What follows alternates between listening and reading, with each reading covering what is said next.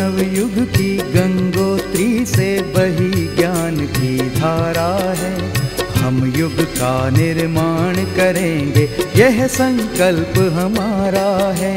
हम बदलेंगे, युग बदलेगा, यही हमारा नारा है। सद्विचार घर घर पहुँचाएं, यह कर्तव्य हमारा है।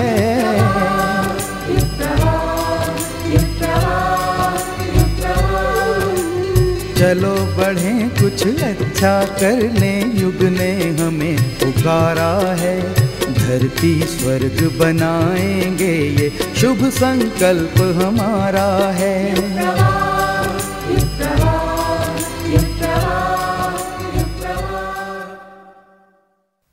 नमस्कार, युग प्रवाह में आप सबका स्वागत है। साथ ही आने वाले नव वर्ष के उपलक्ष्य में युग प्रवाह की ओर से आप सबके लिए बहुत बहुत शुभकामनाएं। नया वर्ष सबके लिए मंगलमय हो। आइए सुनते हैं हम सबके जीवन में नई आशा, नई उमंग और नया उल्लास जगाने वाली गुरु सत्ता की अमृतवाणी।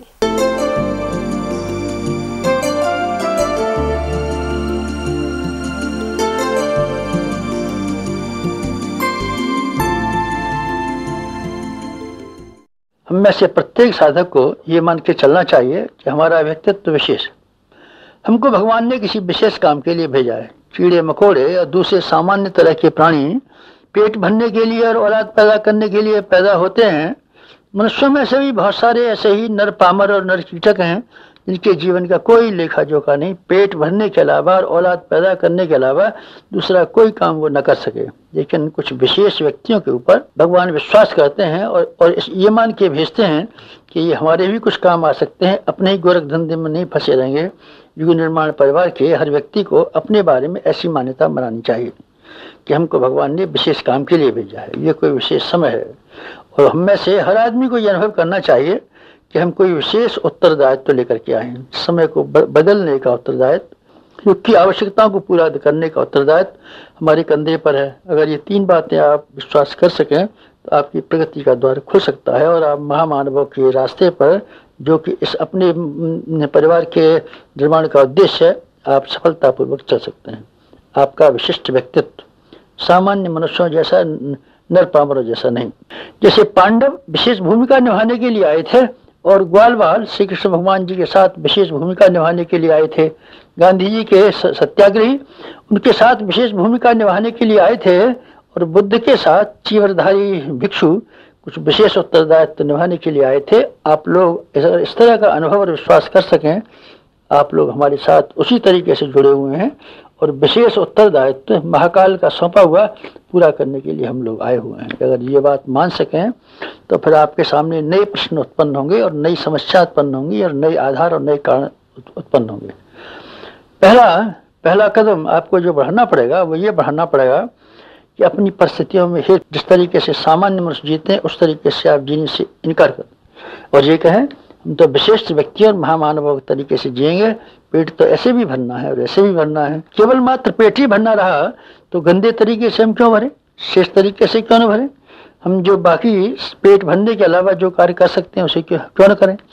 ये प्रश्न हमारे सामने ज्वलंत रूप से सामने आ खड़ा होगा और हमको ये आवश्यकता मालूम पड़ेगी कि हम अपनी मनस्थिति में हेरफेर कर डालें, अपनी मनस्थिति को बदल डालें, मनस्थिति को बदल डालें और हम लौकिक आकर्षणों की अपेक्षा ये देखें, इन्हीं में भटकते रहने की अपेक्षा भगवान का पल्ला पकड़ लेना ज़्यादा लाभदायक है, भगवान का सहयोगी बन जाना ज़्यादा लाभदायक है। संसार में हम रहें, संसार में रह करके हम अपने कर्तव्य पूरे करें, हंसी खुशी से रहें, अच्छी तरीके से रहें, लेकिन इसमें इस कदर व्यस्त न हो जाएं, इस कदर फंस न जाएं कि हमको अपने जीवन के उद्देश्यों का ध्यान ही नहीं रहे। अगर हम फंसेंगे तो मरेंगे। मक्खी चाशनी के ऊपर दूर बैठ करके अगर उसमें से रस ले लेती रहती है तब ठीक है, तब जायका चखती रहती है और अपने को सुरक्षित भी रखती रहती है। पर कोई ऐसी मूर्ख मक्खी जैसे कि हमारा अगर चाशनी के ऊपर बेहिसाब टूट पड़ती है तो शहद खाना तो दूर, चाशनी खाना तो दूर, अपने पंखों को लपेट लेती है और बेहिसाब से मरती है। लिप्साओं के लिए, लालसाओं के लिए, वासनाओं के लिए, तृष्णा के लिए, अहंकार की पूर्ति की तरीके से मुट्ठी पकड़ करके बंदरों की तरीके से फंसे रहते हैं और अपने जीवन संपदा का विनाश कर देते हैं। इससे हमको बाज आना चाहिए और अपने आप को इनसे बचाने के लिए कोशिश करनी चाहिए। हमको अपनी क्षुद्रता को त्याग करना है। क्षुद्रता को अगर हम त्याग कर देते हैं तो हम कुछ खोते नहीं हैं, हम कमाते ही कमाते हैं। जीवन में भगवान को अपना हिस्सेदार बना लें, भगवान के साथ आप जोड़ लेंगे तो ये मुलाकात और ये रिश्तेदारी आपके बहुत काम आएगी। हम भगवान की कला का सारा लाभ उठा सकते हैं।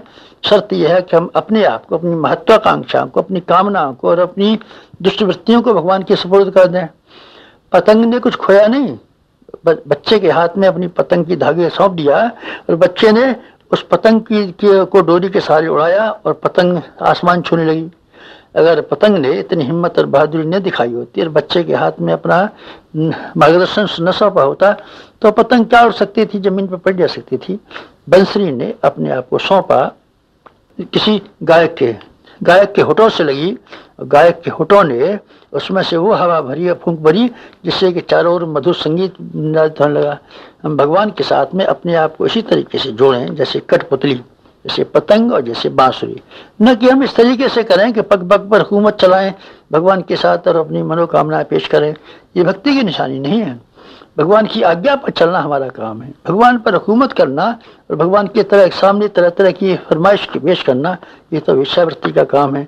हम में से किसी की भी उपासना लौकिक कामनाओं के लिए नहीं बल्कि भगवान की साझेदारी के लिए, भगवान को स्मरण रखने के लिए, भगवान के आज्ञानुवर्ती होने के लिए और भगवान को अपना समर्पण करने के उद्देश्य से उपासना होनी चाहिए। अगर आप ऐसी उपासना करेंगे तो मैं आपको विश्वास दिलाता हूँ उपासना सफल होगी। आपको आंतरिक संतोष मिलेगा।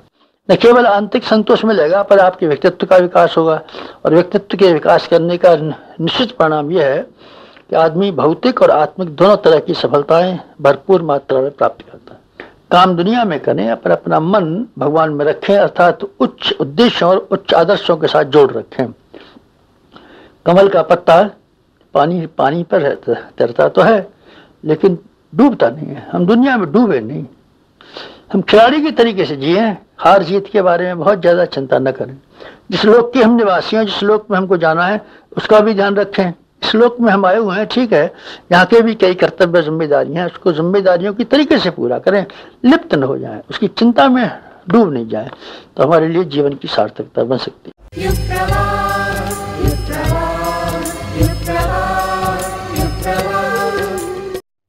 धनवान नहीं, चरित्रवान सुख पाते हैं।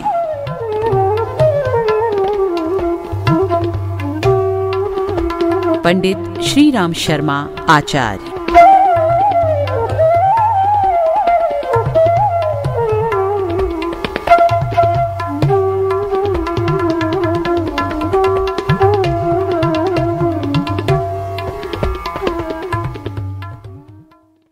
आपने सुनी उन गुरु सत्ता की अमृतवाणी जिनकी प्रेरणा और मार्गदर्शन ने करोड़ों लोगों का जीवन बदला है। आज विश्व भर में फैले गायत्री परिवार की सृजनात्मक गतिविधियां उन्हीं की प्रेरणा और प्रोत्साहन का प्रतिफल है। आइए उन्हीं गतिविधियों की झलकियां देखते हैं जागृति के अग्निकण में।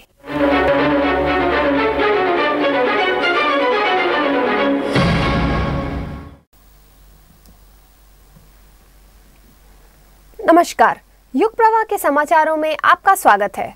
सबसे पहले समाचार संक्षेप में। देव संस्कृति विश्वविद्यालय का तृतीय दीक्षांत समारोह संपन्न। अलीगढ़ में संपन्न हुआ 108 कुंडीय गायत्री महायज्ञ।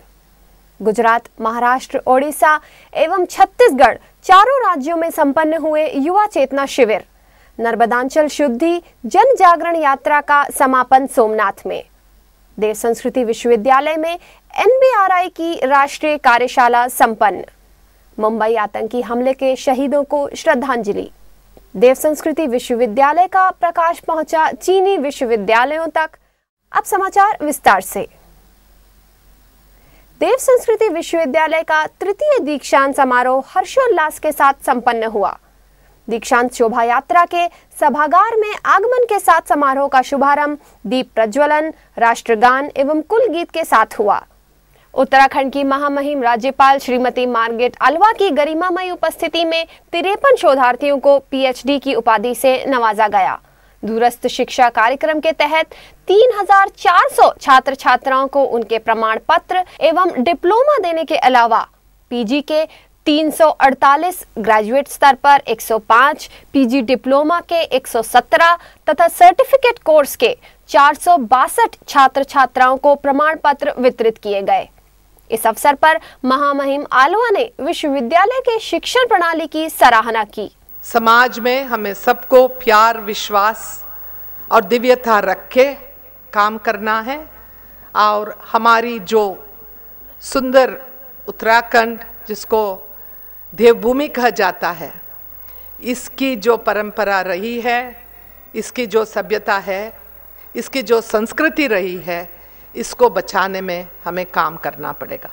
विशिष्ट अतिथि के रूप में पधारे शहरी विकास एवं पर्यटन मंत्री श्री मदन कौशिक जी ने भी विश्वविद्यालय की विशेषताओं तथा प्रभावों से भरे अपने महत्वपूर्ण उद्गार व्यक्त किए।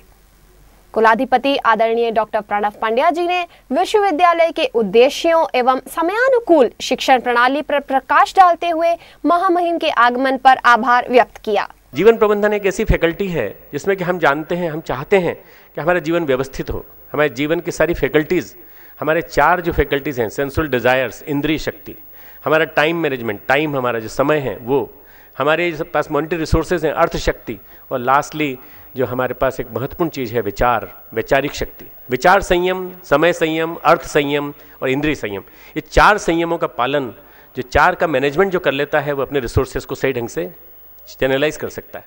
समारोह में राज्यपाल के सचिव एस रामास्वामी, कुंभ मेला अधिकारी आनंद वर्धन जी, डीआईजी कुंभ मेला एवं डीएम सहित विश्वविद्यालय के डीन, कुल सचिव सहित अनेक गणमान्य एवं मीडिया के लोग उपस्थित थे।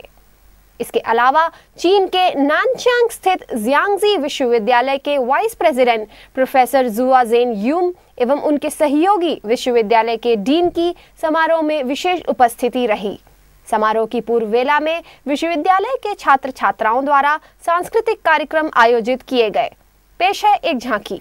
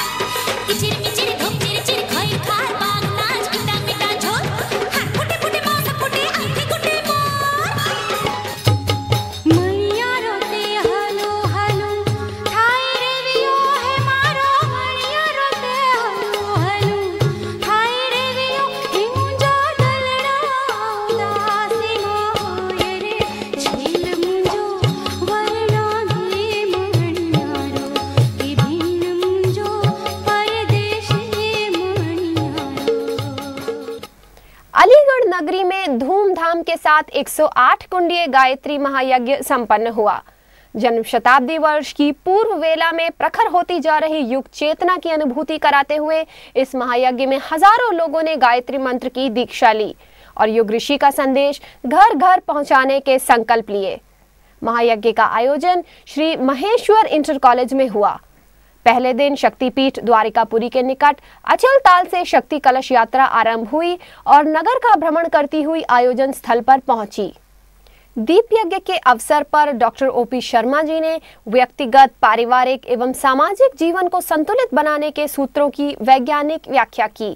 उन्होंने परिवार में सुसंस्कारिता संवर्धन के लिए बलि वैश्य को सबसे कारगर उपाय बताया। मुख्य अतिथि के रूप में पधारे अलीगढ़ के वरिष्ठ पुलिस अधीक्षक श्री असीम अरुण IPS ने कहा कि गायत्री परिवार ही एक ऐसा मिशन है जिसमें पूज्य आचार्य जी ने जाति पाति के भेदभाव से रहित विशुद्ध सकारात्मक विचार देकर व्यक्ति, परिवार एवं राष्ट्र का नवनिर्माण करने में सफल योगदान दिया है।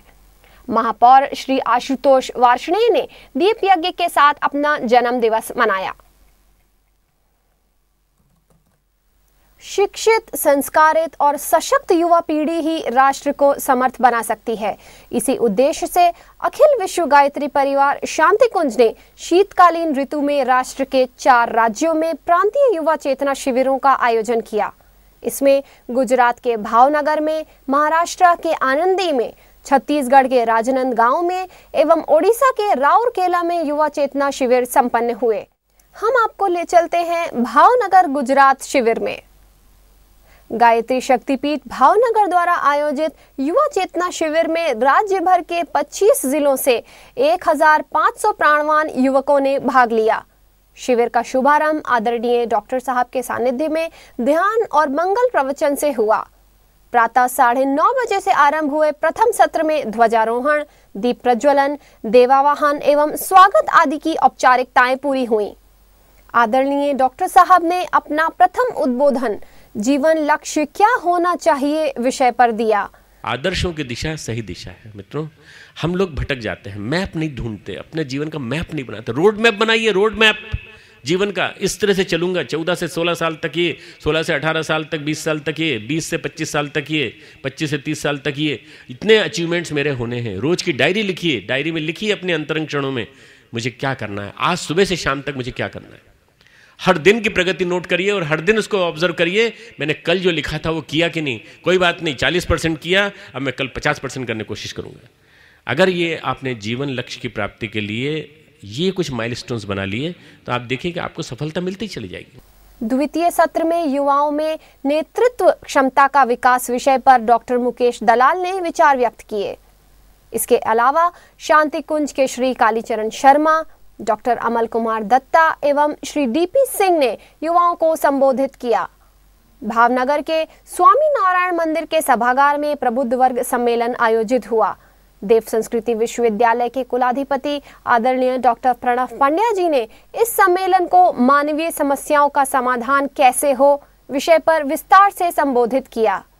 डिवाइन इंडिया यूथ एसोसिएशन दिया की मुंबई इकाई ने हाल में ही नानावटी ब्लड बैंक के साथ मिलकर एक रक्तदान शिविर का आयोजन किया। यह शिविर माटुंगा की नारायण बाग सोसाइटी में लगाया गया।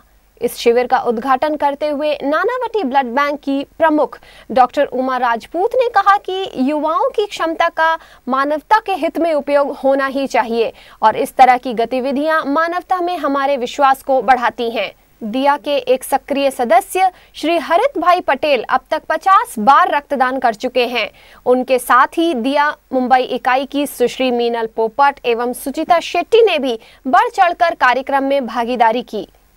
आपदाओं के समय में रक्तदान करने वाली सदस्यों की एक बड़ी टीम के निर्माण के उद्देश्य को लेकर ही गायत्री परिवार इस कार्यक्रम को चला रहा है। अखिल विश्व गायत्री परिवार प्रमुख श्रद्धेय डॉक्टर प्रणव पांड्या जी के द्वारा नर्मदा अमृत कुंभ से भगवान सोमनाथ के जलाभिषेक के साथ नर्मदा अमृत कुंभ जन जागरण यात्रा का अत्यंत सफल समापन हुआ। इस अमृत कुंभ की साक्षी में मध्य प्रदेश के 15 जिलों में 194 और गुजरात के 9 जिलों में 60 कार्यक्रम हुए। 1000 स्थानों पर अमृत कुंभ पूजन एवं संकल्प सभाएं हुई। नर्मदांचल शुद्धि आंदोलन के इस आरंभिक चरण में अमृत कुंभ की साक्षी में 3 लाख से अधिक लोगों ने नर्मदा की पवित्रता बनाए रखने के संकल्प लिए। गंगा को प्रदूषण मुक्त करने के उद्देश्य से राष्ट्रीय वनस्पति अनुसंधान संस्थान द्वारा प्रारंभ की गई नई परियोजना के परिप्रेक्ष्य में देव संस्कृति विश्वविद्यालय प्रांगण में 1 दिवसीय कार्यशाला का आयोजन हुआ। आदरणीय डॉक्टर साहब ने गायत्री परिवार द्वारा नर्मदा शुद्धिकरण के लिए चलाए गए अभियान की जानकारी देते हुए एनबीआरआई की इस परियोजना के लिए कार्य करने की बात कही। गंगा अपने पेट में सारी गंदगी लेके चली जाती है। उस गंदगी को यदि साफ करना है तो सबसे पहले आदमी के मानस को साफ करना पड़ेगा। जब तक चिंतन साफ नहीं होगा, जब तक विचार साफ नहीं होंगे, कलुषित विचार रहेंगे, तब तक गंगा साफ नहीं होगी। चाहे हम कितनी जड़ी बूटियां यूज कर लें गंगा के लिए, पर जब तक दिमाग साफ नहीं होगा, जब तक आदमी का जनमानस का परिष्कार नहीं होगा, तब तक कुछ नहीं होने वाला। तो हमको बहुत मास लेवल प्रयास करना पड़ेगा। एनबीआरआई के निदेशक डॉक्टर राकेश तुली, पुणे से आई गंगा बचाओ आंदोलन की संयोजिका उमा राउत, परमार्थ निकेतन ऋषिकेश के परमाध्यक्ष स्वामी चिदानंद मुनि, गुरुकुल कांगड़ी के प्रोफेसर बीरी जोशी, देव संस्कृति विश्वविद्यालय के कुलपति doctor SP Mishra, IIT Kanpur के पूर्व professor doctor GD Agarwal, NBRI परियोजना के मुख्य अन्वेषक डॉक्टर यूएन राय एवं डॉक्टर विजय वर्मा ने भी अपने विचार व्यक्त किए। बाल दिवस के अवसर पर राष्ट्रीय राजधानी क्षेत्र नोएडा की दिया इकाई ने भांगेल नोएडा के स्थानीय प्राथमिक विद्यालय में एक स्वास्थ्य शिविर का आयोजन किया। ओजस गुडविल हॉस्पिटल की डॉक्टर दीपिका शर्मा ने लगभग 150 छात्रों का चेकअप किया और मुफ्त दवा वितरण किया। इनके साथ श्रीमती अर्चना, श्रीमती इंदुबाला शुक्ला, श्रीमती अर्चना सिंह ने बच्चों को स्वास्थ्य, स्वच्छता तथा न्यूट्रिशन के लाभों के बारे में जानकारी दी। दैनिक जागरण समाचार पत्र ने इस कार्यक्रम को प्रमुखता से कवर किया। मुंबई में हुई आतंकी हमलों की पहली वर्षगांठ पर शांति कुंज में सायंकाल विशेष दीप महायज्ञ का आयोजन कर इस दुर्घटना में शहीद हुए जाबाजों तथा आतंकी हमलों में मारे गए निर्दोष लोगों को भावभरी श्रद्धांजलि अर्पित की गई। दीप महायज्ञ का संचालन करते हुए डॉक्टर बृजमोहन गौड़ ने कहा कि इंसान की संकीर्ण सोच और दुर्बुद्धि के कारण ही आज सारे संसार में आतंक का बीभत्स साम्राज्य छाया हुआ है। शांति कुंज के पवित्र पावन प्रांगण में गायत्री दीप महायज्ञ से उन सबको श्रद्धांजलि समर्पित कर रहे हैं। भगवान से प्रार्थना करते हुए ऐसी घटना फिर हमारे राष्ट्र में कभी न घटे और हम सब जागृत होकर के जहां पर भी हैं, जिस मोर्चे पर भी हैं, वहीं से उन आतंकियों को खदेड़ने का, भगाने का प्रयास कर सकें। हम सामूहिक रूप से अपनी शक्ति का जागरण करें और अपने देश के ऊपर, धर्म के ऊपर, संस्कृति के ऊपर होने वाले आतंकी आक्रमणों को रोकने में समर्थ हो सकें। इस प्रार्थना सभा में सभी आश्रमवासी एवं शिविरार्थियों ने निष्ठा के साथ भाग लिया। मुंबई के आतंकी हमले में दिवंगत हुए लोगों को गायत्री महामंत्र उच्चारण के साथ श्रद्धांजलियां अर्पित की गईं। ओम भूर्भुवः स्वः तत्सवितुर्वरेण्यं भर्गो देवस्य धीमहि धियो यो नः प्रचोदयात् स्वाहा इदं गायत्र्यै इदं नमः। उत्तर प्रदेश के आजमगढ़ जनपद के 2 कार्यकर्ताओं के मन में मांसाहार और नशा उन्मूलन का संकल्प जागा। उन्होंने इस संकल्प को साकार करने के उद्देश्य से अपने गांव छतरौली से आवलखेड़ा, मथुरा होते हुए शांति कुंज तक की साइकिल यात्रा की और प्रत्येक गांव में दीवार लेखन, यज्ञ, दीप यज्ञ करके परम पूज्य गुरुदेव के संदेश दिए। साथ ही मांसाहार तथा नशीली वस्तु त्याग करने की प्रेरणा भी दी। चीन के नानचैंग स्थित जियांगजी विश्वविद्यालय के वाइस प्रेसिडेंट प्रोफेसर जुआजिन यूम अपने सहयोगियों सहित देव संस्कृति विश्वविद्यालय पधारे। प्रोफेसर जूम एक महत्वपूर्ण उद्देश्य को लेकर आए थे।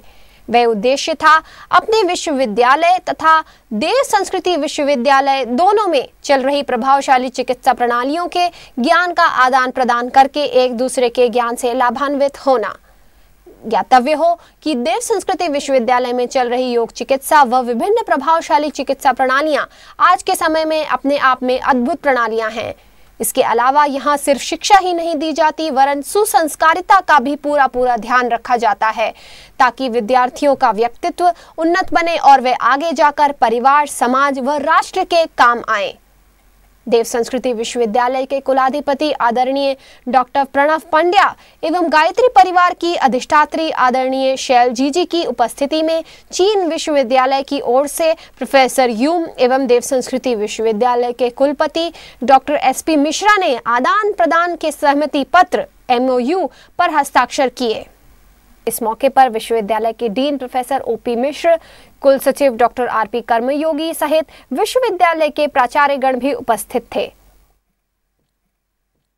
संत ज्ञानेश्वर संजीवन समाधि स्थल श्री क्षेत्र आनंदी पुणे में 3 दिवसीय युवा चेतना शिविर आयोजित हुआ। इस शिविर में कई महत्वपूर्ण व्याख्यान, प्रश्नोत्तरी, जिज्ञासा समाधान, समूह चर्चाएं, प्रतिभागियों के वक्तव्य तथा सांस्कृतिक कार्यक्रम आदि संपन्न हुए। आदरणीय डॉक्टर प्रणव पंड्या ने कौन हो युवाओं का आदर्श, पूज्य गुरुदेव की जन्म शताब्दी एवं हमारे दायित्व तथा अपने दीपक आप बनो तुम आदि विषयों पर युवाओं को महत्वपूर्ण मार्गदर्शन दिया।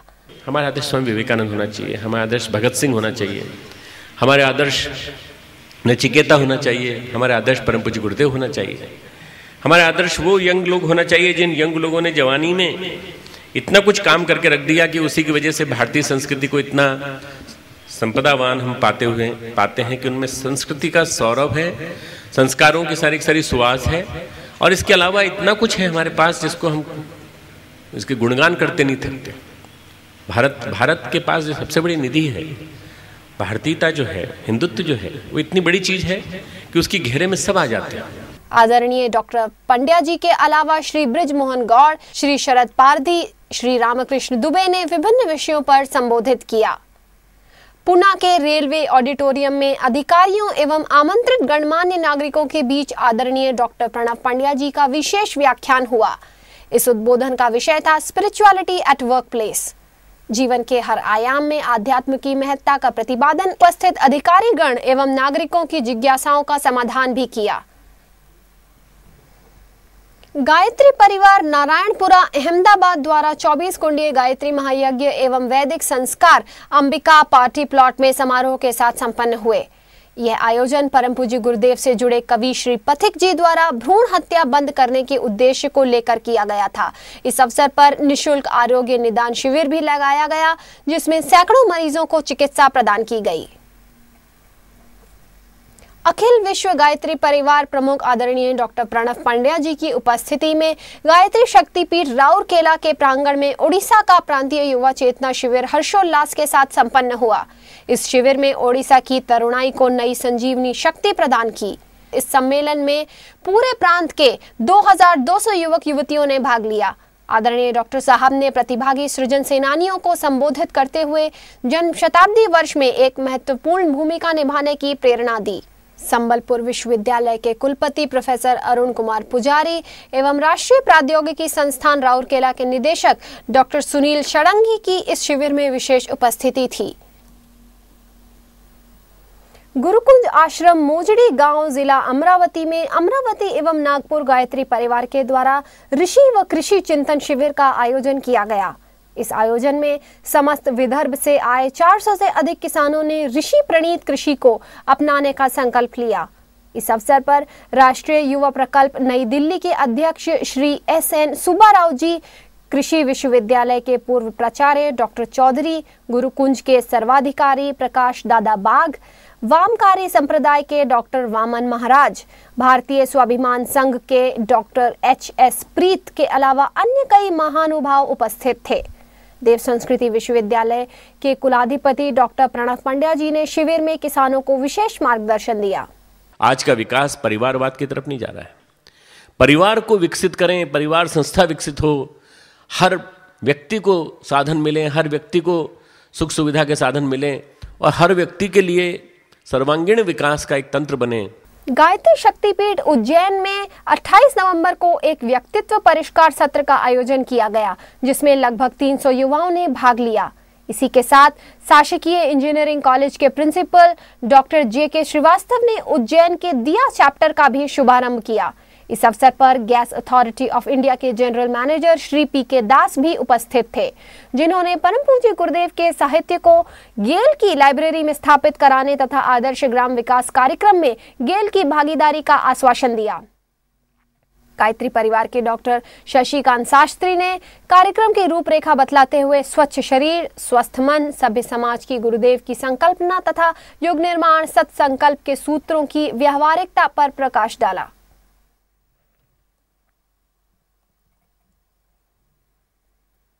छत्तीसगढ़ का प्रांतीय युवा चेतना शिविर गायत्री विद्यापीठ केसर नगर राजनांदगांव में संपन्न हुआ। विशिष्ट अतिथि के रूप में पधारे राज्य के मुख्यमंत्री माननीय डॉक्टर रमन सिंह को आदरणीय डॉक्टर साहब ने युग साहित्य एवं गायत्री मंत्र के चादर भेंट कर सम्मानित किया।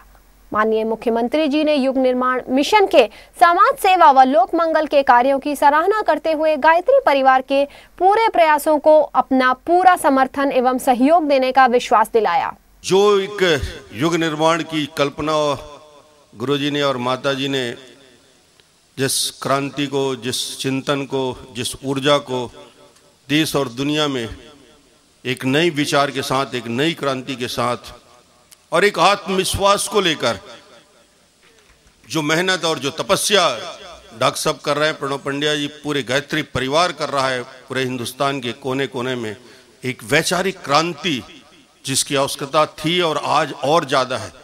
इस शिविर में विभिन्न सत्रों पर राष्ट्रीय कुंडलिनी युवा शक्ति का जागरण, जन्म शताब्दी पर युग पुरुष को क्या समर्पित करें, जीवन प्रबंधन आज की मूल आवश्यकता आदि विषयों पर आदरणीय डॉक्टर साहब का विशेष उद्बोधन हुआ। सफलता प्राप्ति के लिए जीवन में अगर आपको ऊंचे लक्ष्यों पर पहुंचना है, जीवन में आपको अच्छाइयाँ, आपको सफलताएं अर्जित करनी है, हाईएस्ट पॉसिबल अचीवमेंट्स आपको अर्जित करना है, सबसे पहले अपने विचारों को कल्टीवेट करने, विचारों को जीवन में अच्छे विचारों को आमंत्रित करने की कला सीखनी पड़ेगी। इसके अलावा श्री राधे कृष्ण दुबे जी का वृक्षारोपण से पर्यावरण संतुलन पर, श्री डीपी सिंह जी का गौ पालन, जैविक कृषि, मधुमक्खी पालन पर, डॉक्टर कांति साहू का नारी जागरण तथा श्री कृष्ण कुमार विनोद द्वारा बाल संस्कार शाला की उपयोगिता विषय पर व्याख्यान हुए।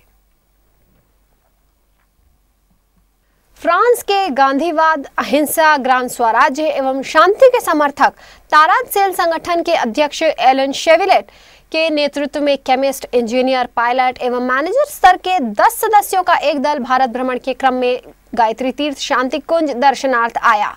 यहां आकर उसने देव संस्कृति विश्वविद्यालय का दर्शन करने के साथ ही कुलाधिपति आदरणीय डॉक्टर प्रणव पंड्या एवं आदरणीय शैल जी से मिला। आदरणीय डॉक्टर साहब ने फ्रांसीसी दल को मिशन के उद्देश्यों तथा विश्व भर में फैले संगठन की गतिविधियों के बारे में जानकारी दी। श्री एलन ने फ्रांस के युवाओं को देव संस्कृति विश्वविद्यालय में शिक्षा दिलाने, शांति कुंज में प्रशिक्षण लेने एवं गायत्री परिवार के विचारों को फ्रांस में प्रसारित करने के बारे में गायत्री परिवार प्रमुख से बातें की। और इसी के साथ गायत्री परिवार के समाचार समाप्त हुए। नमस्कार।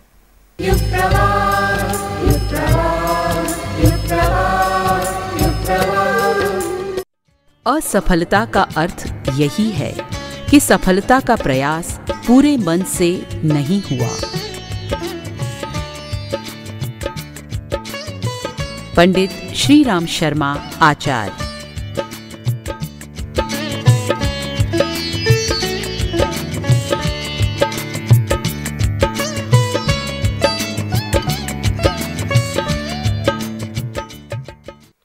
आपने देखा कि किस तरह समाज में जागृति की लहर दौड़ रही है। युग पुरुष के क्रांतिकारी विचारों से जुड़े व्यक्तियों के जीवन की किताब को भी पलटकर देखें तो हर किसी की एक अनूठी कहानी है। आइए आपको मिलाते हैं एक ऐसे ही व्यक्ति से जिनका जीवन गुरु सत्ता के अनुदान और वरदान से धन्य हुआ है। आइए सुनते हैं उन्हीं की जुबानी। अखंड मंडलाकारं व्याप्तं येन चराचरं तत्पदं दर्शितं येन तस्मै श्री गुरुवे नमः। हमारे बड़े भाई परम पूज्य गुरुदेव से सन 1930 से जुड़े हुए थे। उन्होंने हमको गुरुदेव का परिचय दिया और उन्होंने बोला ये गुरुदेव को अच्छी तरीके से देख ले, ये गायत्री माता के गोद में बैठ के भोजन करते हैं। अपने को भी बड़ा आश्चर्य लगा, तो मेरे भीतर एक भाव आया कि भाई हम भी गायत्री माता के गोद में बैठ के भोजन करेंगे। तो सबसे हमने गायत्री मंत्र चालू कर दिया। ये सन 1948 की बात है। फिर हम जब 71 में गुरुदेव से गए मिलने के लिए, तो हमारी ये इच्छा थी कि हम गुरुदेव से अकेले मिलेंगे। गुरुदेव गायत्री मंदिर के प्रांगण में प्रवचन दे रहे थे। प्रवचन समाप्त हो जाने के बाद जब गुरुदेव वहाँ से उठे तो उनके पीछे पीछे 2, 4, 5 आदमी माने आए। फिर अच्छी खासी भीड़ हो गई, 50-60 की। वो लोग लेकर के गुरुदेव को ऊपर चले गए। मेरी इच्छा अधूरी रह गई कि अकेले मिलने का। फिर हम चुपचाप रहे। मन में हमने सोचा कि यार अकेले ही अब मिलना था, अब तो हो नहीं सकेगा। इसी बीच में हमारी पत्नी ने मुझसे ये कहा कि गुरुदेव तुम्हारे पीछे खड़े हैं। मैं पीछे मुड़ के देखा, गुरुदेव खड़े थे। मैं झुक के उनका चरण छुआ, लेकिन हमें ये बड़ा आश्चर्य हुआ कि सामने जिस गुरुदेव गए तो वहाँ से वापस आते मैंने नहीं देखा था उनको, जबकि मैं वहाँ से खड़ा हो करके देख रहा था कि वो ये कब ऊपर से उतरें। फिर मैं पीछे मुड़ करके जब देखा तो चरण छूने पर उनको चमड़ी का एक स्पर्श होता है ना, वो स्पर्श हुआ। फिर हड्डियों को दबाया हमने, उनके माने वो हड्डी दबा करके जानने की कोशिश किया कि सचमुच ये शरीर चमड़ी का है कि कुछ और है। लेकिन वो चमड़ी का ही शरीर था। तो गुरुदेव समझ गए कि ये परख रहा है। तो उन्होंने मेरे गालों को ऐसे थपथपाया, फिर पीठ को थपथपाया ऐसे, फिर बात करना चालू कर दी। फिर अपनी ज़िंदगी के 5-10 साल पीछे की सारी बातें पूछते रहे। वो हमने उनको बता दिया। उन दिनों कुछ हमारे में ऐसा था, पैसे के नाते थोड़ा ऊपरी पैसे का इनकम कर लेते थे। उसके लिए उन्होंने हमें डांटा भी और मना किया कि पैसे से सुरक्षा समझता है, जब पैसे आ जाएगा तो सारी ज़िंदगी पैसे की सुरक्षा में चली जाएगी। इसके लिए हमने लोग नहीं आए हैं। हमने कहा ठीक है गुरुदेव, आज से वादा करता हूँ आगे से हम कोई ऐसा कोई काम नहीं करेंगे। फिर उन्होंने मुझसे ये कहा, देख बेटा, पैसा ज़िंदगी नहीं है। अगर पैसा ज़िंदगी होता तो ये बिरला के घनश्याम दास अभी थोड़े दिन पहले मर गए, और दुनिया के 5 डॉक्टर लगे थे उनके साथ, जो नब्ज़ पकड़ ले तो कहते हैं मौत से वापस ले आते हैं। तो पैसा तो उनको नहीं बचा सका, इसलिए तू पैसा की बात छोड़ दे। और पैसा ज़िंदगी नहीं है, पैसा की सुरक्षा में सारी ज़िंदगी चली जाए ये भी कोई मतलब नहीं है। हमने उस समय छोड़ दिया, बात ख़त्म हो गई। उसके बाद हम चले आए। फिर हमको ये लगा कि गुरुदेव का दूसरा शरीर किस टाइप का है, देखो कैसे उन्होंने अनुभव में मेरे को दे दिया।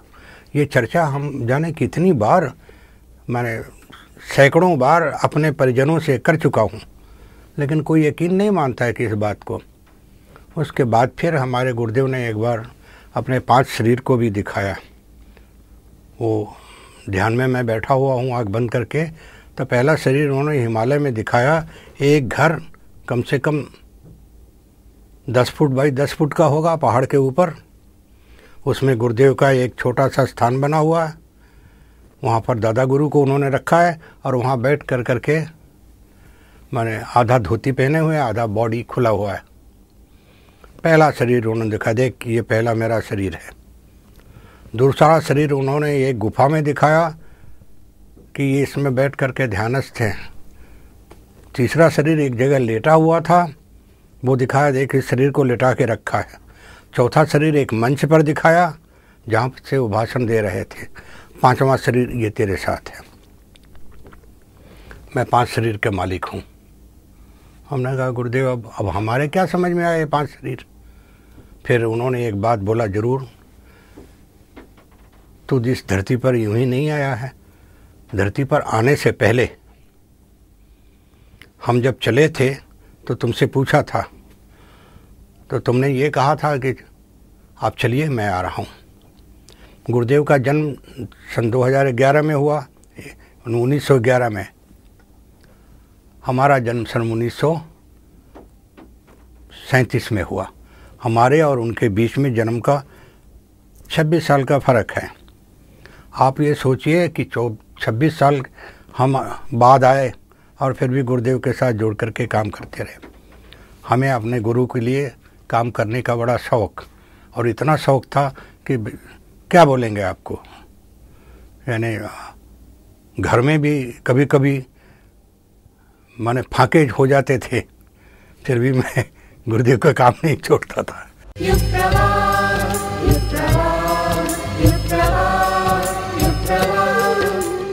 अपने को मनुष्य बनाने का प्रयत्न करो। यदि इसमें सफल हो गए तो हर काम में सफलता मिलेगी।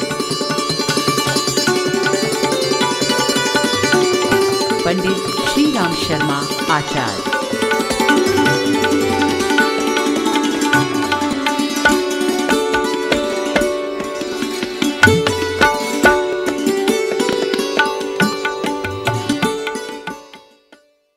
युग निर्माण योजना के सूत्रधार पंडित श्री राम शर्मा आचार्य जी ने कहा है, मनुष्य जन्म तो सहज है, परंतु मनुष्यता कठिन प्रयत्न से प्राप्त करनी पड़ती है। पूज्य आचार्य जी ने जीवन के रहस्य को उद्घाटित करते हुए उसे उन्नत बनाने की कला सूत्रों में सिखाई। उन्होंने संस्कार परंपरा का पुनर्जागरण किया। 16 संस्कारों की इस कड़ी में एक है विद्यारंभ संस्कार। इसके माध्यम से बालकों के जीवन को सही दिशा देने, पशुता से ऊपर उठाकर देवता बनाने, ज्ञान के साथ साथ सुसंस्कारिता का बीजारोपण करने के सूत्रों को हृदयंगम कराया जाता है। आइए देखते हैं इस संस्कार की एक झलक।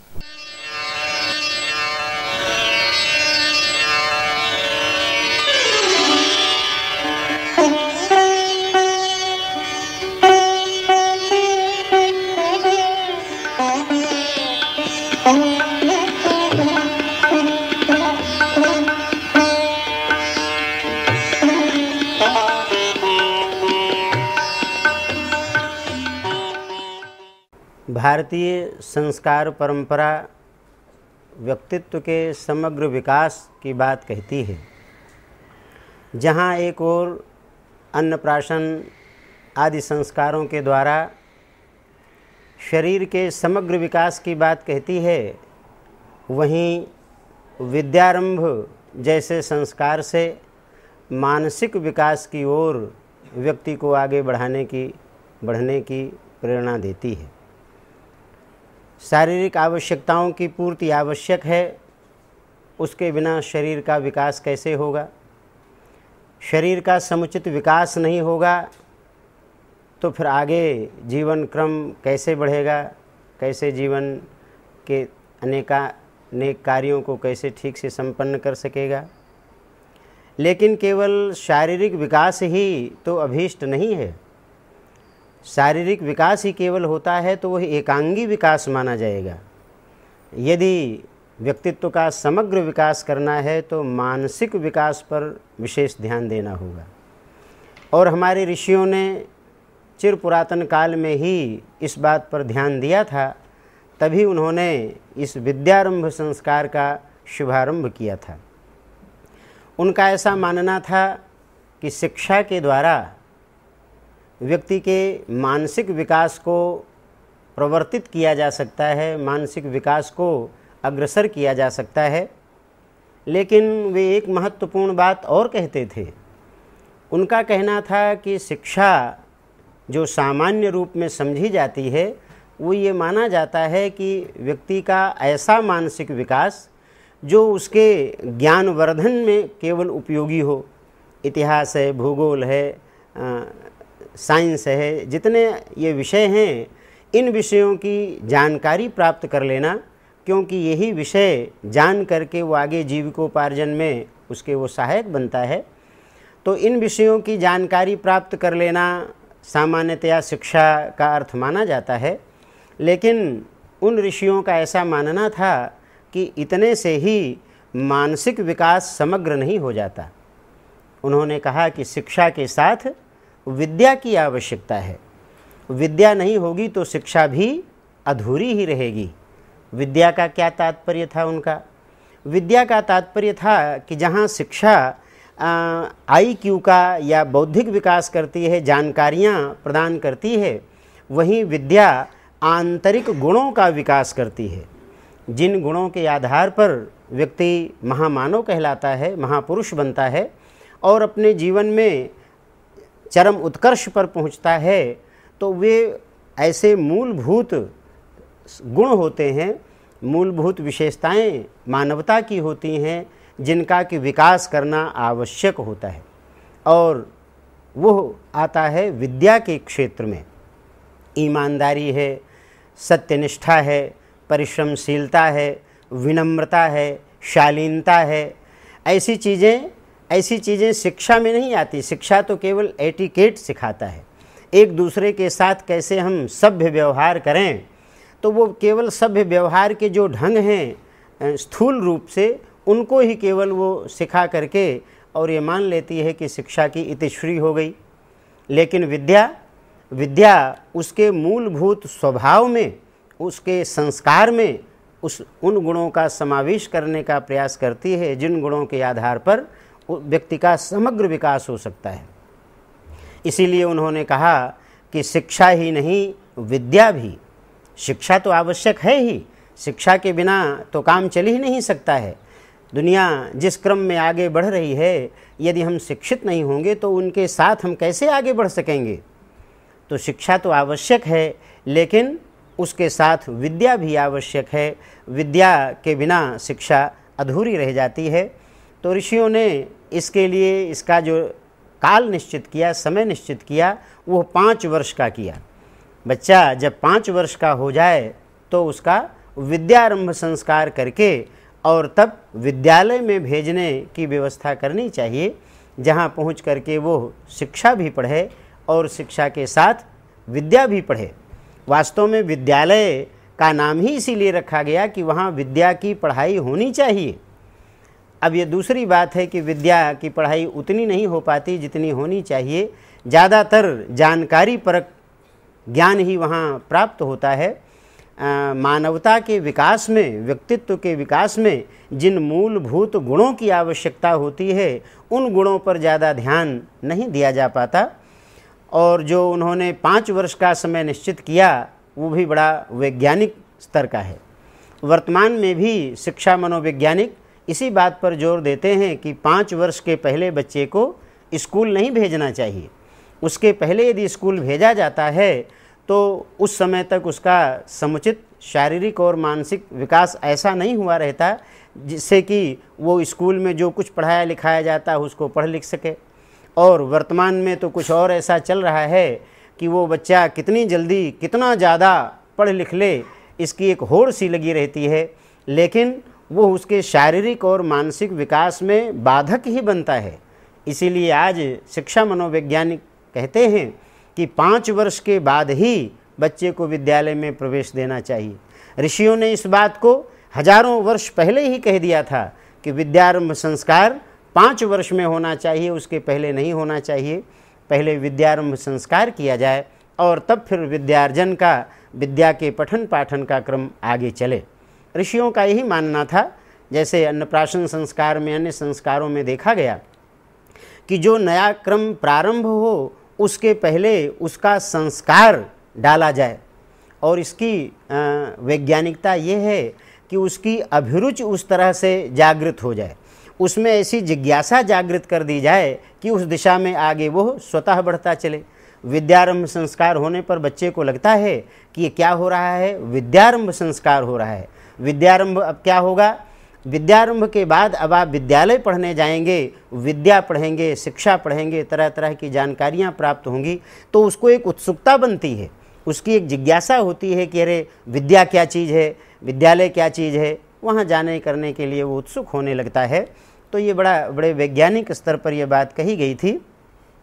और शैक्षिक संस्कार जैसा संस्कारों के विवेचन में था कि ये आयु वर्ग के हिसाब से संस्कारों का विभाजन किया ऋषियों ने, तो ये शैक्षिक संस्कार जो शुरू होते हैं वो विद्यारंभ से शुरू होते हैं। आगे के 2-3 संस्कार ऐसे हैं जो विशेष रूप से जीवन शिक्षा देने वाले होते हैं, तो इनको शैक्षिक संस्कार कहा जाता है। इनके माध्यम से ज्ञान का विकास किया जाना अभीष्ट होता है। ज्ञान का विकास, ज्ञान और जानकारी, इसमें भी अंतर है। जैसे शिक्षा और विद्या में अंतर है, वैसे ही ज्ञान और जानकारी में है।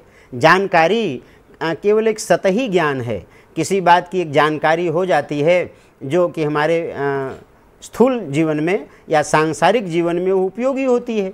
लेकिन ज्ञान एक ऐसा तत्व होता है, अंदर एक ऐसा तत्व विकसित हो जाता है कहना चाहिए, कि वो अपने जीवन की अथवा जीवन के अंतरतम की ऐसी अनेकानेक गुत्थियों को सुलझाने में भी वो सफल होता है। तो वो ज्ञान प्राप्त करने की दिशा में विद्यारंभ संस्कार के बाद बालक प्रवृत्त होता है। यह उद्देश्य है इस संस्कार का। गीता में भगवान कृष्ण ने इसीलिए कहा, न ही ज्ञानेन सदृशम पवित्रमिहि विद्यते। इस संसार में ज्ञान के समान पवित्र और कोई चीज़ नहीं है। जो स्वयं में पवित्र होती है उसको अर्जित करने वाला, उसको प्राप्त करने वाला भी पवित्र होता है, और जिसके साथ उसका व्यवहार किया जाता है उसमें भी पवित्रता का संचार होता है। पवित्रता यहाँ बड़े व्यापक दौर पर है, जैसे स्नान आदि से शुद्धता पवित्रता होती, ये भाव नहीं है। ये विचारों की पावनता, विचारों की पवित्रता, विचारों की श्रेष्ठता यहाँ अभीष्ट है। तो नहीं ज्ञानेन सदृशम पवित्रमिहि विद्यते, जो भगवान कृष्ण ने कहा, उनका एकमात्र उद्देश्य यही था कि वो ज्ञान की दिशा में बच्चे को आगे बढ़ना चाहिए, व्यक्ति को आगे बढ़ना चाहिए। ज्ञान का एक और ऐसा स्वरूप है कि वो उसकी कोई सीमा नहीं है। बच्चा अपने स्तर से ज्ञान प्राप्त करता है, बड़ा अपने स्तर से करता है, बुजुर्ग अपने स्तर से करता है। ज्ञान की दिशा में निरंतर आगे बढ़ते रहना ही होता है, और वो तो जीवन भर चलने वाली प्रक्रिया कही जाती है। शिक्षा भी यही कहलाती है, शिक्षा और विद्या को भी यही कहते हैं कि वो जीवन भर वह प्रक्रिया चलती रहती है। बच्चा कुछ न कुछ सीखता ही रहता है। जब कुछ सीखा जा रहा है तो यही तो विद्यार्जन है, यही तो शिक्षा की प्राप्ति है। तो ये सीखने का क्रम अनवरत चलता रहता है।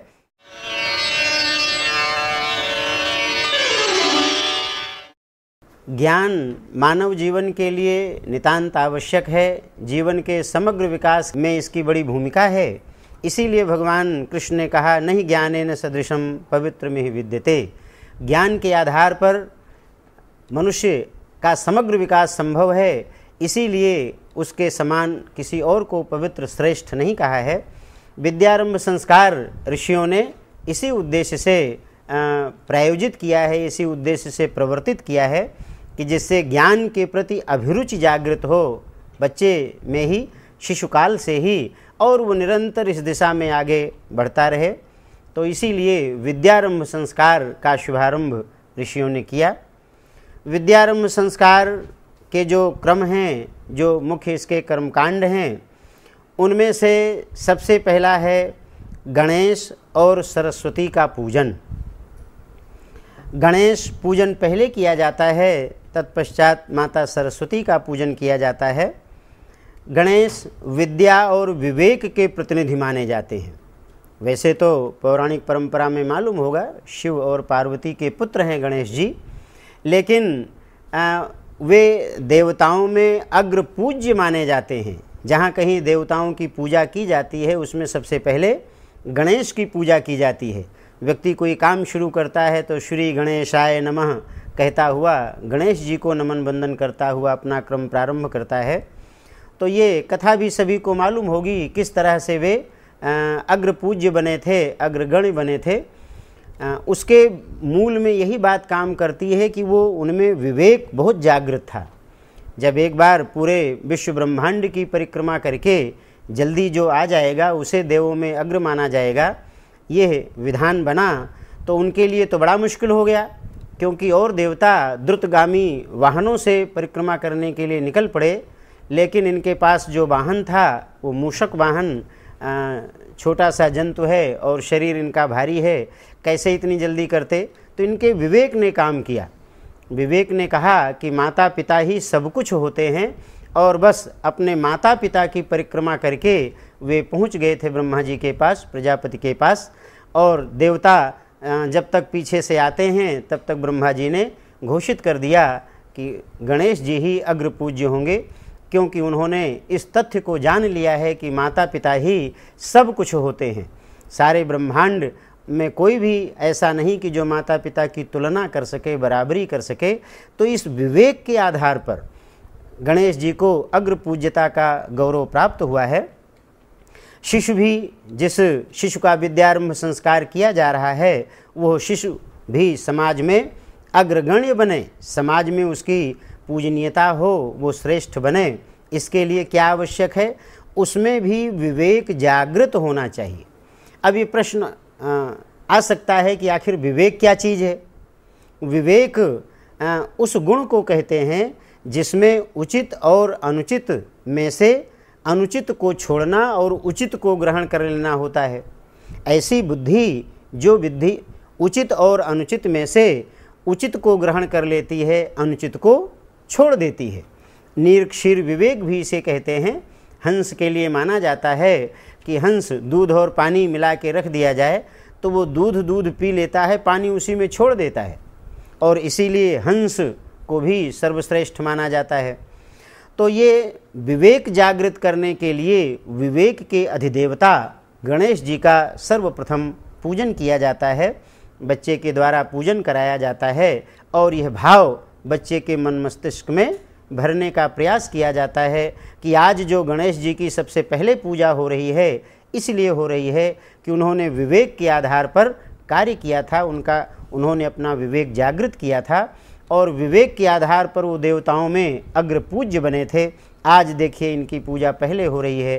तो शिशु को भी चाहिए, बच्चे को भी चाहिए कि वो भी इसी दिशा में आगे बढ़े। उचित अनुचित जब उसके समक्ष उपस्थित हो तो अनुचित को छोड़कर उचित को ग्रहण करे, चाहे उसमें कठिनाई कुछ ज़्यादा ही उठानी पड़े, परेशानी कुछ ज़्यादा ही उठानी पड़े। तो इस प्रकार से सबसे पहले गणेश जी की पूजा होती है। ॐ गणानां त्वा गणपतिग्वं हवामहे प्रियाणां त्वा प्रियपतिग्वं हवामहे निधीनां त्वा निधिपतिग्वं हवामहे वसो मम आहमजानि गर्भधमा त्वमजासि गर्भधम्।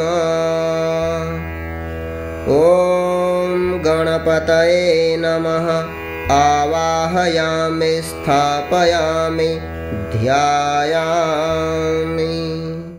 गणेश को विवेक का अधिदेवता कहते हैं और माता सरस्वती को शिक्षा और संवेदना की। शिक्षा आवश्यक है, शिक्षा के साथ संवेदना, सहानुभूति, दूसरे के दुख दर्द को समझने का भाव, समझने की स्थिति हमारी हो तो उसे संवेदना कहते हैं। तो जब तक संवेदना नहीं होगी तब तक तो शिक्षा शुष्क केवल ज्ञान भर होगा, शुष्क जानकारी होगी।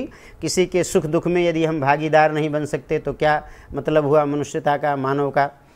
तो माँ सरस्वती की पूजा इसलिए की जाती है क्योंकि सरस्वती की पूजा करने से शिक्षा की दिशा में तो बालक आगे बढ़ेगा ही, लेकिन संवेदना की दिशा में भी वो आगे बढ़े, यह भाव उसमें जुड़ा हुआ है।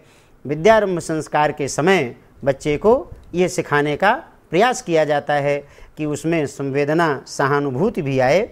जैसे माँ बच्चे के विकास के लिए बहुत उपयोगी है, बहुत आवश्यक है, नितांत अपरिहार्यता है, माँ हर चीज़ का ध्यान रखती है, वैसे ही सरस्वती माता भी हर तरह का ध्यान रखती हैं। बच्चे का मानसिक समग्र विकास कैसे होगा, माँ की कृपा उसके लिए बहुत आवश्यक है।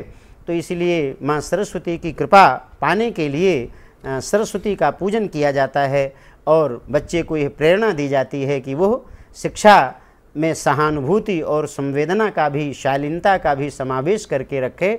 इसी से उसका जीवन समग्र बनेगा, परिपूर्ण बनेगा। ॐ पावकानः सरस्वती वाजेभिर्वाजिनीवती यज्ञं वष्टुधिया वसुः। ॐ सरस्वत्यै नमः आवाहयामि स्थापयामि ध्यायामि। इस प्रकार से गणेश जी और सरस्वती के पूजन के बाद उपकरण का पूजन किया जाता है। जिन उपकरणों से बच्चा लिखेगा उसका भी पूजन करते हैं। और यह बात स्पष्ट है कि उपकरण बड़े महत्वपूर्ण होते हैं। उपकरणों के रख रखाव का ठीक से ध्यान न रखा जाए तो जब आवश्यकता पड़ती है तो फिर बड़ी मुश्किल खड़ी हो जाती है। अधिकांश देखा जाता है कि बच्चे परीक्षा देने जाते हैं, कहीं जाते हैं और पेन आदि ठीक से नहीं रखते, उस समय पहुंचने पर फिर मुश्किल कभी कभी खड़ी हो जाती है। तो अपने जो साधन हैं लिखाई पढ़ाई के, उन साधनों की ठीक व्यवस्था बना करके रखनी चाहिए। यह सिखाना उद्देश्य था उपकरण पूजन का। यहाँ जो विद्यारंभ संस्कार में आजकल प्रचलित है, अभी वो उसी पुरातन परंपरा से प्रचलित है। पहले लेखनी कलम से लिखते थे और उसमें दावात एक होती थी जिसमें स्याही या वो सफ़ेद चाक सी होती थी, उसको घोल के रखते थे, उससे लिखते थे। और एक पट्टी, लकड़ी की पट्टी होती थी, उस पर लिखते थे जब काखा गाघा आदि का अभ्यास करते थे। वर्तमान में क्रम थोड़ा बदल गया है। अब लकड़ी की तख्ती पर पट्टी पे लिखने का क्रम नहीं रह गया है। अब कॉपी पे डॉट पेन से लिखना शुरू करते हैं। लेकिन साधन तो कोई न कोई होता है। लिखने पढ़ने का साधन उस ज़माने में उस समय वैसा था। आज परिस्थितियां थोड़ी बदल गई हैं तो आज ऐसे हो गए हैं, लेकिन साधन तो हैं। तो उसी क्रम में उन साधनों के रख रखाव की जितनी आवश्यकता पहले थी उतनी आवश्यकता आज भी है। तो आज भी इस बात का ध्यान रखना चाहिए, तो उसका पूजन किया जाता है। उपकरण पूजन का भाव यही होता है कि पवित्र और श्रेष्ठ साधन से श्रेष्ठ लक्ष्य साध्य की उत्कृष्टता कायम रह सकती है। जिस श्रेष्ठ लक्ष्य के लिए हम आगे बढ़ रहे हैं उसकी उत्कृष्टता, उसकी श्रेष्ठता यदि हम बनाए रखना चाहते हैं तो उसके लिए जो प्रयुक्त साधन हैं उनको भी हमें श्रेष्ठ और ठीक से रखना पड़ेगा, तभी उससे वो प्रयोजन पूरा हो सकेगा।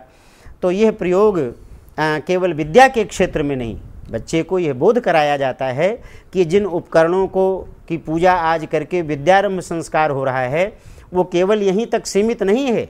जब बच्चा आगे बढ़ेगा उससे बताते हैं कि जब तुम आगे बढ़ोगे चलोगे तो जो भी साधन होंगे, आने जाने के साधन साइकिल के रूप में है, स्कूटर के रूप में है, किसी और रूप में है, आगे कैलकुलेटर, कंप्यूटर और किसी की आवश्यकता पड़ेगी। जैसे जैसे आवश्यकताएं बदलती रहेंगी, बढ़ती रहेंगी, पड़ती रहेंगी, वैसे वैसे उन साधनों के रख रखाव का भी ध्यान सदैव रखना ही है।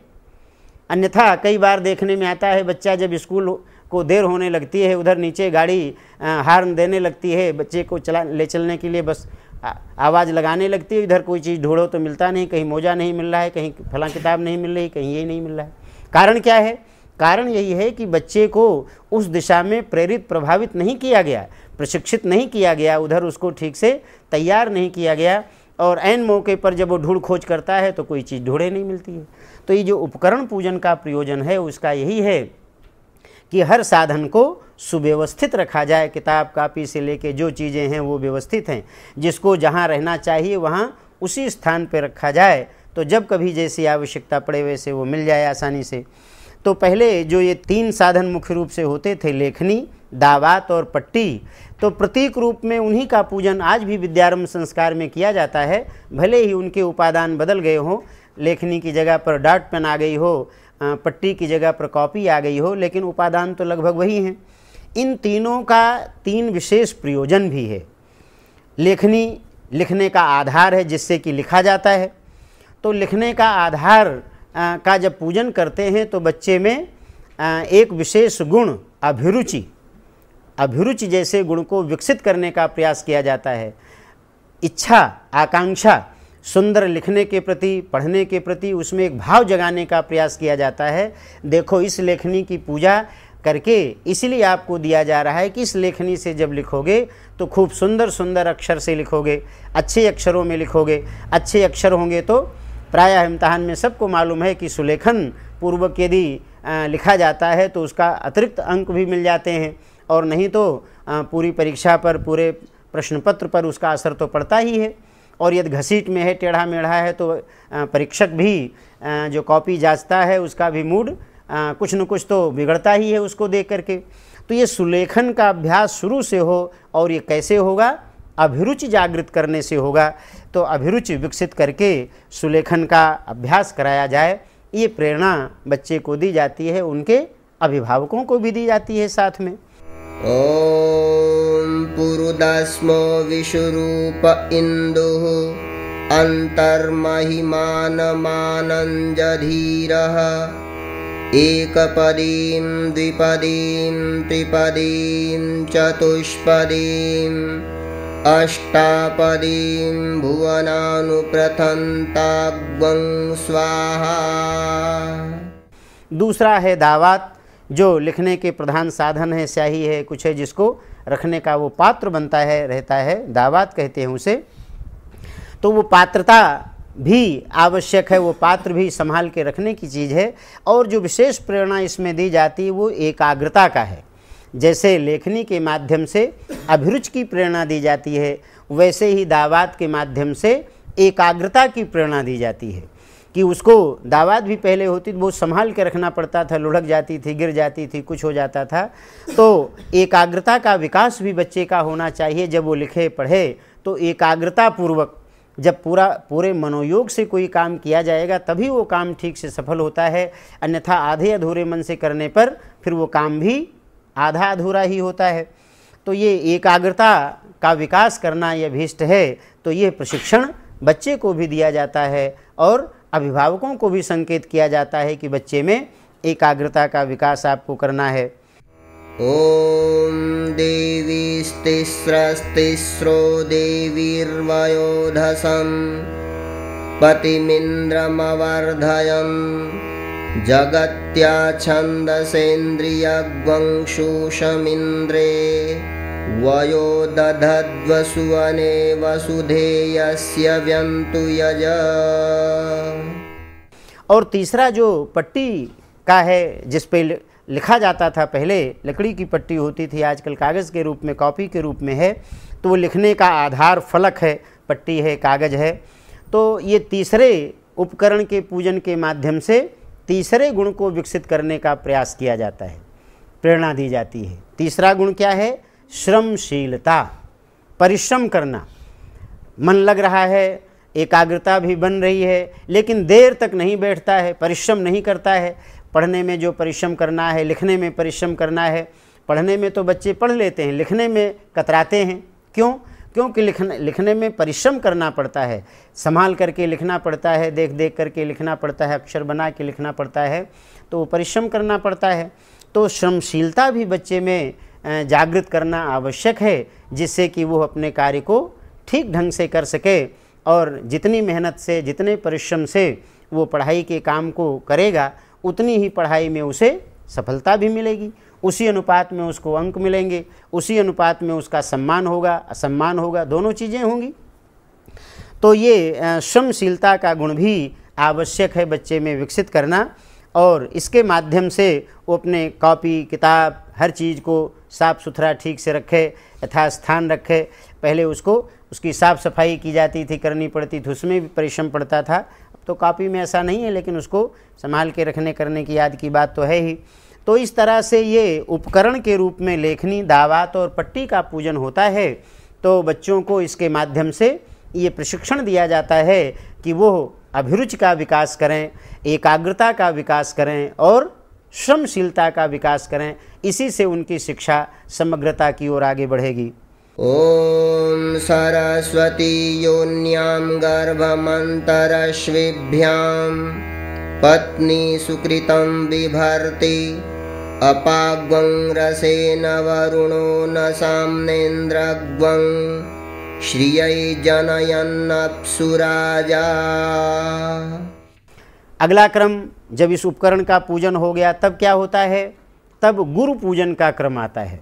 गुरु पूजन ये बड़ा आवश्यक हुआ करता था। अभी तो इस समय तो बच्चे का विद्यारंभ संस्कार हो रहा है। पढ़ाने वाले गुरु तो जब वो विद्यालय में जाएगा तब वो आएंगे, तब उनका साक्षात्कार होगा। लेकिन बच्चों में, जैसा कि शुरू में कहा था, एक जिज्ञासा पैदा करना उद्देश्य है विद्यारंभ संस्कार का। गुरु पूजन करते समय एक प्रतीक रूप में गुरु का बना लेते हैं, नारियल रख लेते हैं, कुशाएँ रख लेते हैं, चावल की ढेरी बना लेते हैं, या गुरु का कोई चित्र लगा लेते हैं। तो गुरु का पूजन करते समय बच्चे में यह जिज्ञासा भरने का प्रयास किया जाता है कि देखो, तुम चाहे जितनी मेहनत करोगे, चाहे जितना पढ़ोगे करोगे, लेकिन जब तक कोई बताने वाला नहीं होगा, कोई शिक्षण देने वाला नहीं होगा, गुरु नहीं होगा, तब तक बात बनेगी नहीं। तो इसलिए गुरु का पूजन कराते हैं और इसका मूल भाव ये होता है कि गुरु के प्रति श्रद्धा भाव जागृत करना। वर्तमान समय इसका बड़ी कमी इसकी दिखाई देती है। वर्तमान समय में गुरु के प्रति श्रद्धा का भाव बच्चों में नहीं दिखाई देता और यही कारण है कि बच्चे शिक्षा तो प्राप्त कर लेते हैं, लेकिन वह विद्या, जिन मूलभूत गुणों की आवश्यकता है, उसकी प्राप्ति कम होती है। चूँकि श्रद्धा ही नहीं गुरु के प्रति, तो विनम्रता कैसे उनके प्रति रखेगा, शिष्टता शालीनता कहाँ से लाएगा। तो ये सारी चीज़ें जो आवश्यक हैं वो गुरु से प्राप्त होती हैं। गुरु की निकटता जब होती है, उनका स्नेह प्राप्त होता है, उनके प्रति श्रद्धा रखने से उनका स्नेह और आशीर्वाद मिलता है। तो ये श्रद्धा की भावना का विकास करना भी अभीष्ट होता है। भगवान कृष्ण ने गीता में इसीलिए कहा, तद विद्धि प्रणिपातेन परिप्रश्नेन सेवया। किसी से कोई ज्ञान प्राप्त करना है तो बड़ी विनम्रता से उसके पास जाना चाहिए, उससे छोटे छोटे प्रश्न जानकारी के लिए करना चाहिए और सेवा से, प्रणिपात से उसे प्रसन्न करके उससे ज्ञान प्राप्त करने का प्रयास करना चाहिए। तभी वो ज्ञान प्राप्त होता है ठीक से और वो ज्ञान स्थायित्व लेता है, स्थायी रूप लेता है। ओम बृहस्पते अतियदर्यो अर्हाद्युमद्विभाति क्रतुमज्जनेषु यद्दिदयच्छवसरितः प्रजात तदस्मासु द्रविणं देहि चित्रम् उपयाम गृहीतोऽसि बृहस्पतये वैशते योनिर्बृहस्पतये त्वा। ॐ श्री गुरवे नमः। आवाहयामि स्थापयामि ध्यायामि।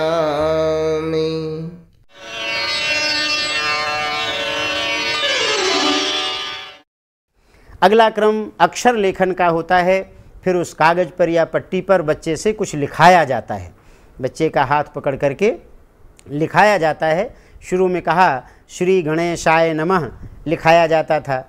परम पूज्य गुरुदेव ने कहा कि गायत्री मंत्र ऐसा मंत्र है कि जो आवश्यक है, शुरू से ही बच्चे को यदि उसकी जानकारी हो तो अच्छा है।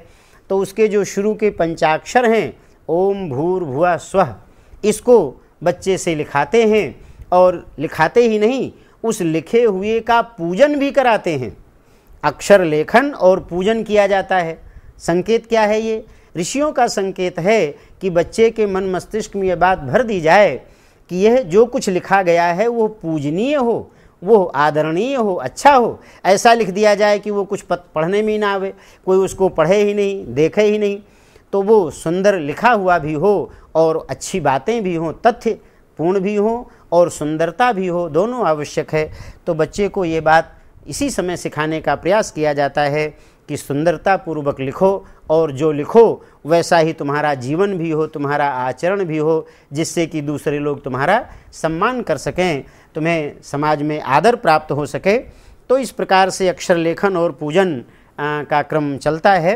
ओम नमः शंभवाय च मयोभवाय च नमः शंकराय च मयस्कराय च नमः शिवाय च शिवतराय च। तो जीवन में विद्यारंभ संस्कार का इसीलिए सबसे ज़्यादा महत्व कहा जाना चाहिए, क्योंकि अब यहाँ से एक नया जीवन क्रम शुरू होता है, पढ़ाई लिखाई का दौर शुरू होता है, विद्या प्राप्ति का दौर शुरू होता है और जीवन में विद्या की बड़ी महिमा बताई गई है। विद्या के बिना विद्या विहीनेन पशुभिः समानः, जो विद्या से रहित होता है, विद्या विहीन होता है, वो पशु के समान कहा गया है। तो इसीलिए विद्या के प्रति बच्चे में अभिरुचि जागृत करने के लिए ये विद्यारंभ संस्कार किया जाता है। ओम सरस्वती मनसा पेशलम वसुना सत्याभ्यां वयति दर्शतं वपुः रसं परिश्रुता नरोहितं नग्नहुर्धीरस्तसरं न वेमा स्वाहा इदं सरस्वत्यै इदं न मम। और विद्यारंभ संस्कार के माध्यम से बच्चे में शिक्षा के प्रति, विद्या के प्रति अभिरुचि जागृत करके और उसे श्रेष्ठता की दिशा में कैसे वो आगे बढ़े, जीवन को समग्र कैसे बनाए, इसके छोटे छोटे सूत्र बताने पढ़ाने शुरू कर दिए जाते हैं कि वो शिक्षा के माध्यम से जानकारियाँ भी प्राप्त करे। शिक्षा आवश्यक है, ऐसा नहीं कि शिक्षा आवश्यक नहीं है, लेकिन शिक्षा यदि शिक्षा ही के तौर पर रहेगी, केवल जानकारी तक सीमित रहेगी तो बात नहीं बनेगी। उसमें विद्या का होना आवश्यक है। दोनों मिलकर, शिक्षा और विद्या दोनों मिलकर व्यक्तित्व का समग्र विकास करते हैं, व्यक्तित्व को पूर्ण बनाते हैं और धीरे धीरे एक दिन वो शिशु बड़ा होकर के एक पूर्ण पुरुष बनता है, समाज का एक आदर्श नागरिक बनता है। और जब आदर्श नागरिक बनेगा तो ऐसे नागरिकों का समुच्चय पूरे समाज को, विश्व को आदर्श स्थिति में पहुंचाएगा, अच्छी स्थिति में पहुंचाएगा।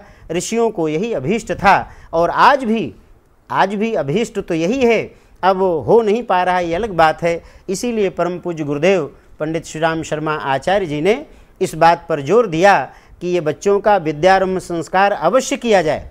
तो उन्होंने इसमें एक छूट भी दी है कि विद्यारंभ संस्कार यदि 5 वर्ष की अवस्था में नहीं हो पाया, स्कूल कॉलेज में बच्चा पढ़ने लगा, तो भी विद्यारंभ संस्कार उसका कर ही देना चाहिए, जिससे कि कम से कम शिक्षा के साथ विद्या की महिमा का उसे बोध हो और विद्या की दिशा में आगे बढ़े। क्योंकि बिना विद्या के तो उसकी शिक्षा अधूरी ही रह जाएगी, समग्रता उसमें नहीं आएगी। तो जीवन में समग्रता लाने के लिए शिक्षा के साथ विद्या की आवश्यकता है। विद्यारंभ संस्कार के माध्यम से छोटे बच्चों का तो नियमित रूप से, लेकिन बड़े बच्चे भी चाहें तो उनका भी करके और उनके जीवन को समग्र बनाने का प्रयास किया जाए। यह सारे समाज के लिए, सारे व्यक्ति के लिए बहुत ही लाभदायी होगा, बहुत ही कल्याणकारक होगा।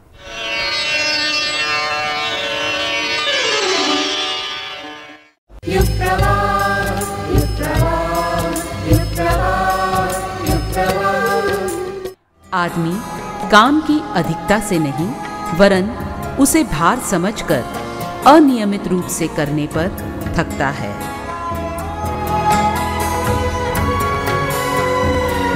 पंडित श्री राम शर्मा आचार्य।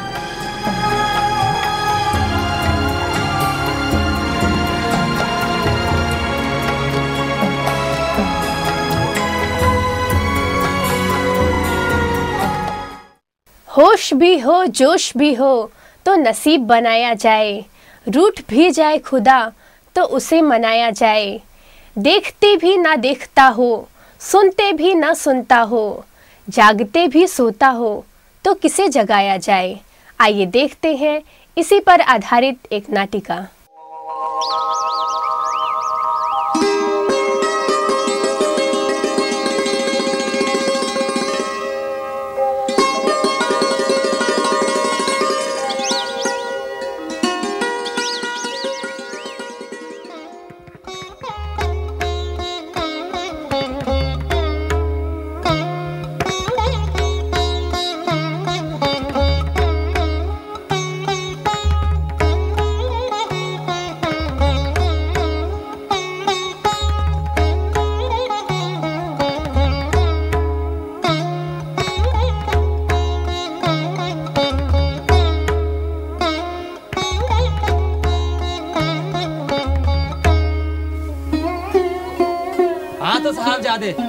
अभी तक सो रहे हैं, 12 बजने वाले हैं। नवाबजादे का अभी सवेरा ही नहीं हुआ। अरे अब तो उठ, सूरज सर पर आ गया है। कौन है भाई, सोने क्यों नहीं दे रहे? मैं तेरा बाप, उठ नहीं तो बाल्टी पर पानी ला रहा हूँ। क्या है बापू, थोड़ी देर और सोने दो। सोते सोते तुम 30 साल निकाल दिए, अब तो जाग, उठ, कुछ काम धाम के बारे में सोच। ये ऐसे नहीं सुनेगा, पानी डालना ही पड़ेगा। क्या है, क्यों मेरे पीछे पड़े हैं? बहुत हो चुका, घर से बाहर निकल जा। ये ले, जा निकल जा यहाँ से। जब कोई काम धाम करेगा तभी आके मुझे मुंह दिखाना। जा चले जा यहाँ से, निकम्मा कहीं का, नालायक, कुछ काम धाम नहीं करता। जा। ठीक है, चले जा यहाँ से।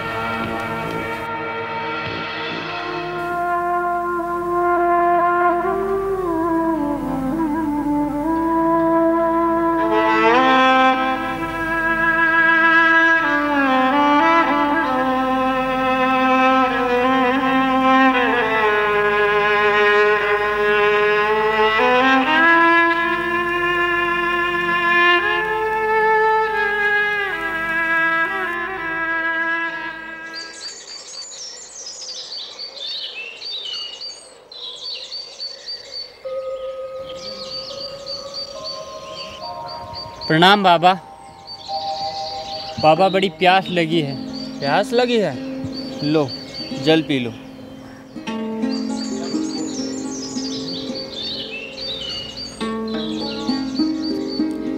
अब बताओ बेटा, यहाँ कैसे?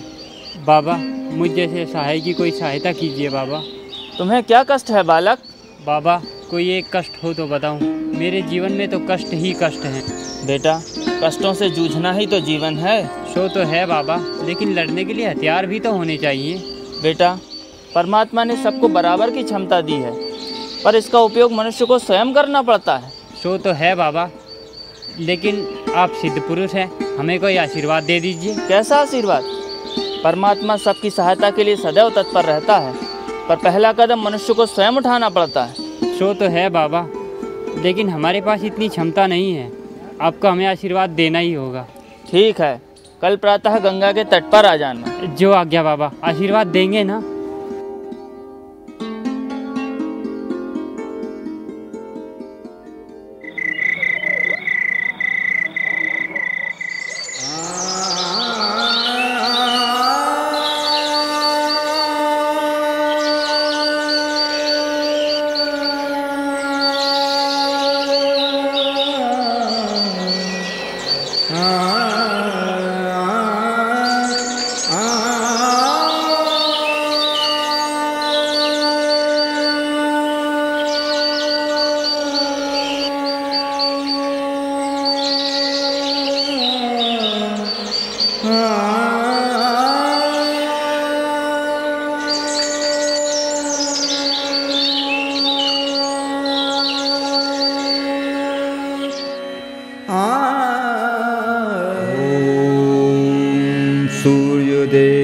सहस्रांशो तेजो राशे जगत्पते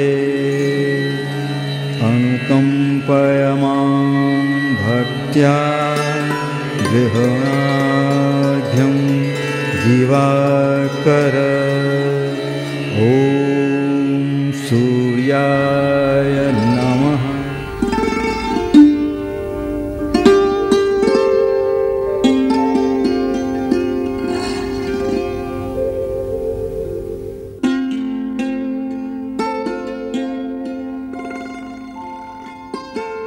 प्रणाम बाबा। आ गए बेटा? जी। तुम्हारे बारे में ही सोच रहा था। बाबा कल आपने आशीर्वाद देने के लिए कहा था ना, वही लेने आया हूँ। हाँ मुझे याद है, पर बेटा कोई आध्यात्मिक सिद्धियाँ मुफ्त में नहीं मिलती। तो फिर मुझे क्या करना होगा बाबा? यह बता, तुझे आशीर्वाद क्यों चाहिए? धन चाहिए मुझे। आशीर्वाद से मैं धनवान बन जाऊंगा। अच्छा, तो तुझे धन चाहिए? जी। पर आशीर्वाद से क्या होगा? हम तुझे धन देंगे, पर बदले में तुझे भी कुछ देना होगा। लेकिन मेरे पास तो कुछ भी नहीं है स्वामी जी। अरे तेरे पास तो वह सब कुछ है जो हम मांगना चाहते हैं। अगर मेरे पास कुछ भी होगा तो मैं अवश्य दूंगा। पीछे तो नहीं हटेगा? सोच ले। सोच लिया बाबा, आप मांगिए। यदि मैं तुझे 10,000 रुपए दूं तो मैं धन्य हो जाऊंगा स्वामी जी। पर बदले में तुझे भी कुछ देना होगा। हाँ बाबा, मांगिए मांगिए। तो फिर अपने दोनों पैर मुझे दे दे। पैर दे दूंगा तो मैं चलूंगा कैसे? नहीं, मैं पैर नहीं दे सकता। 10,000 रुपए बेटा, सोच ले। इसमें सोचना क्या है स्वामी जी? मुझे नहीं चाहिए 10,000 रुपए। चल, पैर नहीं दे सकता तो अपने दोनों हाथ ही दे दे। 20,000 रुपए दूंगा। हाथ दे दूंगा तो मेरा तो जीवन ही बर्बाद हो जाएगा बाबा। मैं हाथ नहीं दे सकता। 20,000 रुपए बेटा, सोच ले। नहीं बाबा, मैं नहीं दे सकता। हाथों की कीमत पर 20,000 रुपए नहीं चाहिए मुझे। तो फिर अपनी दोनों आंखें ही दे दे। 50,000 रुपए दूंगा। आंखें दे दूंगा तो मेरी तो दुनिया ही अंधेरी हो जाएगी। मैं आंखें नहीं दे सकता बाबा, इससे तो मैं ऐसे ही ठीक हूँ। 50,000 रुपए दूंगा, सोच ले। सोच लिया बाबा, अगर आशीर्वाद देना है तो ठीक है, नहीं तो मैं जा रहा हूँ। अरे रुको बेटा, अभी तो तुम कह रहे थे तुम्हारे पास कुछ भी नहीं और 80,000 रुपए का सामान लिए फिरते हो। लेकिन बाबा ये... अरे बेटा, अभी तो बाहर के ही अंग मांगे हैं, भीतर के अंगों की कीमत तो लाखों रुपए है। भीतर के अंग कौन से बाबा? गुर्दे, फेफड़े, हृदय, इन्हें तो मांगा ही नहीं। लेकिन बाबा इन्हें तो बेचा ही नहीं जा सकता। यही तो हम तुझसे कहना चाहते हैं बेटा। मैं कुछ समझा नहीं। अरे बेटा, तू पहले ही इन्हें बेच चुका है आलस्य और प्रमाद के हाथों। पर कैसे बाबा? अरे बेटा, इनसे कुछ काम धाम ले, इनका कुछ उपयोग कर। कोई काम हो तो करूं बाबा। काम की क्या कमी है? इस संसार में काम ही काम भरा पड़ा है। तो फिर मेरे गांव में मेरे जैसे इतने निकम्मे और बेरोजगार क्यों हैं? वे काम नहीं करना चाहते। मैं तो करना चाहता हूँ स्वामी जी, आपने मेरी आंखें खोल दी।